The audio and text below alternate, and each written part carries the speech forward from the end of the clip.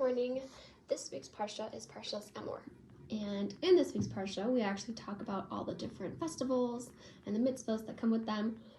But it's interesting because when we talk about Shavuos, it mainly talks about the different sacrifices that are given. It doesn't quite talk about what we're celebrating. And if you look at the name Shavuos, the name doesn't really describe what the holiday is either. So why not name Shavuos something else? Something a little bit more obvious, like Simchas Torah, right? Joy, celebration of the Torah. We already have that on Sukkot. We can't name it then. Okay, so here's another question though. Why do we celebrate Simchas Torah on Sukkot and not on Shavuos? And don't say that the answer is because we have to celebrate it then, because that's when we finish reading the Torah, because nowhere do we find a mitzvah of starting reading the Torah on Sukkot and then finishing it on Sukkot as well. In Chazal's time, it actually used to take 3 years to finish the cycle. So why not start on Shavuos and then end on Shavuos? That way we can combine what essentially seems to be like a redundant celebration on Simchas Torah into our celebration with Shavuos, commemorate Matan Torah, and celebrate the completion of the Torah all on the same day. The answer comes with this.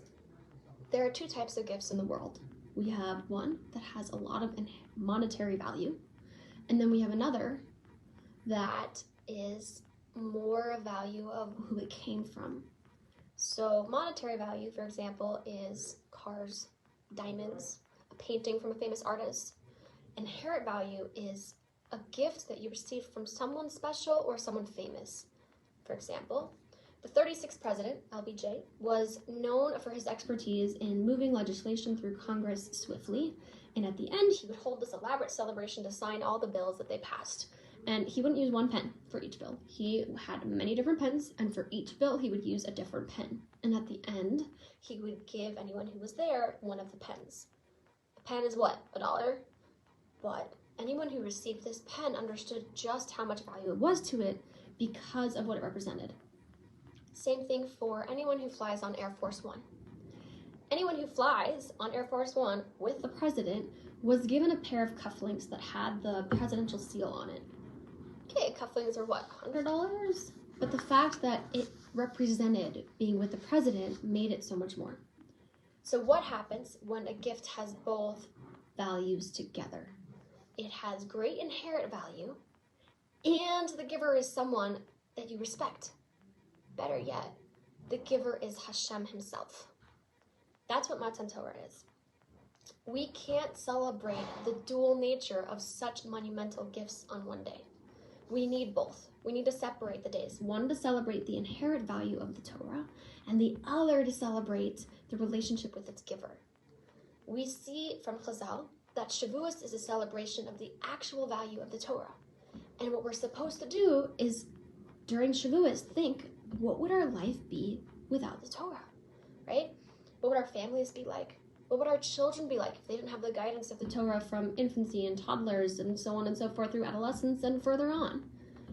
All we have to do is step outside for a second, look around us, and see the society that we live in, and know what our life would be like without Torah. Imagine a week without Shabbos, or a year without our cycle of spiritually uplifting holidays. Shavuos is an appreciation of the value the Torah injects into our lives. But we need a separate day to celebrate the value of having been granted the great gift of the Torah by Hashem himself. There's no better time to celebrate this than Simchas Torah. When the Beis HaMikdash was standing, during Sukkot, we would include all the nations of the world during our avodah, during our services to Hashem. On each of the 7 days of Sukkot, we would bring bull offerings, and it would total up to 70 offerings, representing the 70 different nations of the world. On the 8th day, Hashem tells Bnei Israel, he goes, stay one more day. We'll have a personal celebration, just you and me. Appropriately, we use that same occasion to celebrate the personal relationship we develop with Hashem through the Torah. We need both days. They're too important and too valuable to combine.